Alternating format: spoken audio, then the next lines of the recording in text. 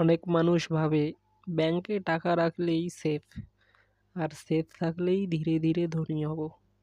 কিন্তু সত্যটা হলো, ব্যাংকে টাকা রাখে আপনি ধনী হচ্ছেন না। এই ভিডিওতে আমি দেখাবো কেন সেভিং অ্যাকাউন্ট আর এফডি আপনাকে ধনী বানাতে পারে না। শেষ পর্যন্ত দেখবেন। পয়েন্ট নাম্বার 1, সুদের হার ইনফ্লেশনকে হারাতে পারে না। সেভিং অ্যাকাউন্ট দেয় 3 থেকে 4%, এফডি দেয় 6 থেকে 7%, কিন্তু ইনফ্লেশন 6 থেকে 7% এবং কি কোনো বছর তারও বেশি। মানে টাকা বাড়ছে দেখাচ্ছে, কিন্তু ভ্যালু কমছে। পয়েন্ট নাম্বার 2, ট্যাক্স কাটার পর লাভ আরও কম।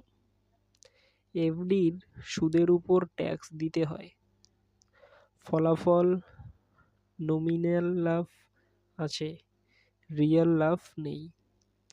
আপনি ভাবছেন সেফ, কিন্তু টাকা চুপচাপ ক্ষমতা হারাচ্ছে। Point number 3, bank safety growth নয়। ব্যাংক তৈরি আপনার টাকা রাখার জন্য, ধনী হওয়া মানে গ্রোথ। সেফটি প্লাস গ্রোথ এক জিনিস না। এই পার্থক্যটা না বুঝলে আপনি আটকে যাবেন। পয়েন্ট নাম্বার 4, অপরচুনিটি কস্ট বুঝতে না পারা।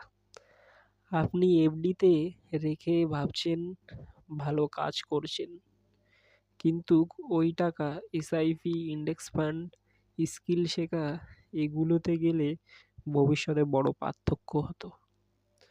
পয়েন্ট নাম্বার 5, ধনী মানুষ ব্যাংকে পার্কিং হিসেবে দেখে। ধনী মানুষ ব্যাংকে টাকা রাখে সাময়িকভাবে। মিডল ক্লাস ব্যাংকেই শেষ গন্তব্য ভাবে। এই মানসিকতায় পার্থক্যই সবচেয়ে বড়। রিয়েলিটি চেক, ব্যাংক দরকার, কিন্তু ব্যাংক কখনো ওয়েলথ বানায় না।